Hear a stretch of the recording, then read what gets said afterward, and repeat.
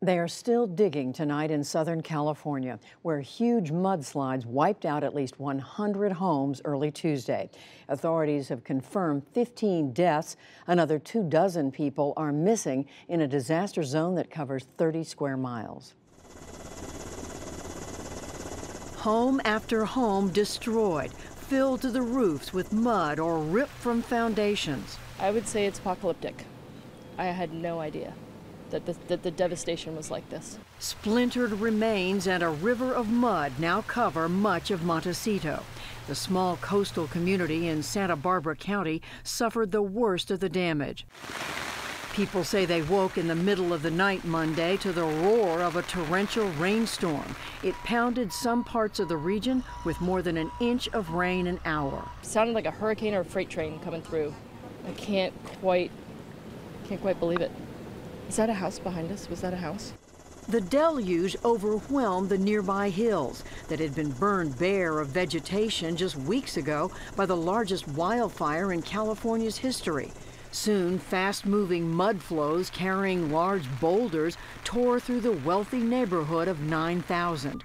They had been ordered to evacuate, but many refused or left too late. I panicked. I mean, they were both asleep, and I was in my boots, and I just said, "There's mud in the driveway, there's mud in the driveway." Today, rescue crews kept digging through mud and debris in search of survivors. More than 50 people have been rescued so far. Many, including this family of 5, were airlifted out, plucked from their rooftops by the Coast Guard.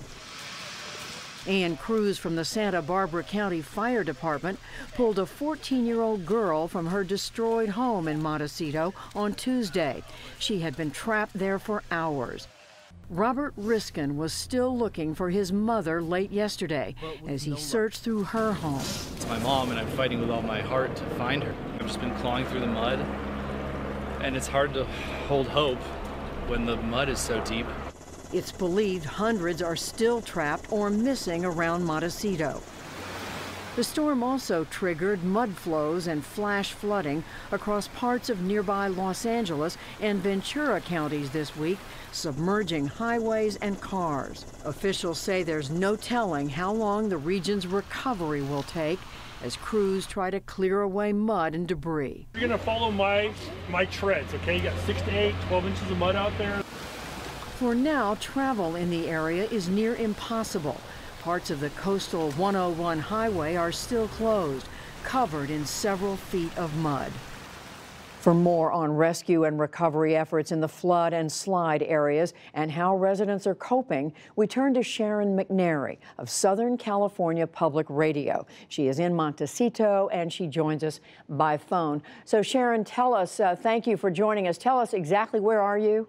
I'm on Highway 192, which was that dividing line between the voluntary and the mandatory evacuation. It's just on the outskirts of the mud zone, and there's just a ton of activity going on here, including some military helicopters overhead. And what is it, Sharon, about this mud that is making it so difficult to remove? When you get a heavy rain on burned soil, the lower layer bakes hard, and all the topsoil on top of it gets all this water in it, and that makes it flow down. It also makes it sit as a very viscous, watery layer, and it's like the sort of mud that will just suck the boots right off your feet. Also, I'm sure that with 24 people still unaccounted for, they're being very careful how they dig. And Sharon, were these towns in that area prepared for this? I would say that the government did as much preparation as they could, but they had so little time between the end of the fires and the beginning of the rain, it was probably difficult to put enough protection in place. The citizenry, people had the mandatory evacuation orders above Highway 192, where I am. Below, it was voluntary, and people had been out of their homes for nearly a month. So you had evacuation fatigue setting in, and people might have taken some comfort that this is a evacuation warning, not a mandatory evacuation, and that might have accounted for some people being in their houses when it was unsafe to be there. And these people, as you say, have had so much to deal with. So perhaps they didn't take these warnings seriously. I think it's more that people are very unfamiliar with what happens when you have a mud and debris flow.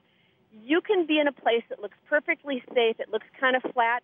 You cannot imagine what it's like to be at the bottom of a funnel of literally acre-feet of watery mud. And it comes very, very fast. I was in a mud flow yesterday, and it went from a wash channel being 6 inches of water to being 10 feet of water full of boulders.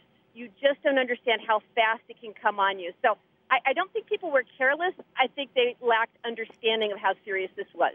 I think really hard for people to imagine who are not part of it. And just very quickly, any estimates on how long this is going to take, this rescue and recovery? I have not heard one. I can't imagine it would be any less than, just days to dig it out. Well, Sharon McNary, Southern California Public Radio, we thank you. Thank you.